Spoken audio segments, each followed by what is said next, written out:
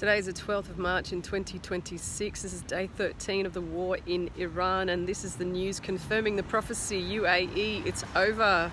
The Iranians have declared today that they will be targeting American banking and tech assets in the Gulf states, specifically Dubai, Abu Dhabi, and the companies that they have listed, Microsoft, Palantir, Oracle, IBM, Nvidia, and Amazon are on the list. They have said, Iran, IRGC, get ready for oil to reach $200 a barrel, and that they will not allow a single litre of oil to pass to the Americans or her allies. And today they've struck 3 more ships in the Strait of Hormuz and sea-mined the strait to prohibit ships travelling through the narrow choke point that controls 20% of oil flows to the global oil market.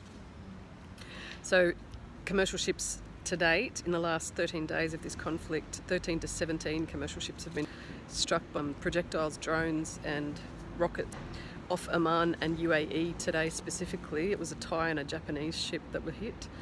Political risk insurance that Trump offered to shippers who are travelling through that area has not really solved the problem of prohibiting vessels moving through, because the Iranians still have vantage points to be able to target the ships and control the oil flow, restrict the oil flow to nations, and it's having an effect. So the oil volatility, price volatility, has moved from $80 to $120 a barrel just in the last week. To stabilise the oil price, nations have decided to now release their reserve oil, 400 million barrels from the IEA. That's 32 nations will benefit from that. That's including Australia. The UK have decided to release 30.5 million barrels, and Germany also, I think something like 70 million barrels from Germany. It's having an impact on other markets though that don't have the same energy security. In Asia, flights are being cancelled and rerouted, and policies are being implemented for government workers to work 4 days a week, to walk to work. Overseas flights have been cancelled. Export of oil has been cancelled, and restricting air travel is also taking place, and rationing in some countries. That's affecting Bangladesh, Thailand, Japan, China, Philippines, Pakistan, Singapore, and India's fuel reserves are also limited. They're not able to sustain long period if this war goes on. So at the moment Trump's saying days or weeks this war should continue, and the Israelis are saying there's no end date. And it's not easy to see that this is going to come to an end quickly.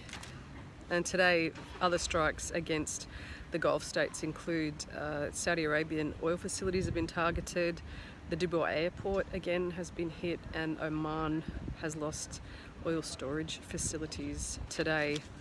So the conflict continues, and American interests now in the United Arab Emirates are under the spotlight to be targeted by Iran. They say if we can't have peace in the Middle East, stability, then the benefits from our nations won't flow to our partners in the West.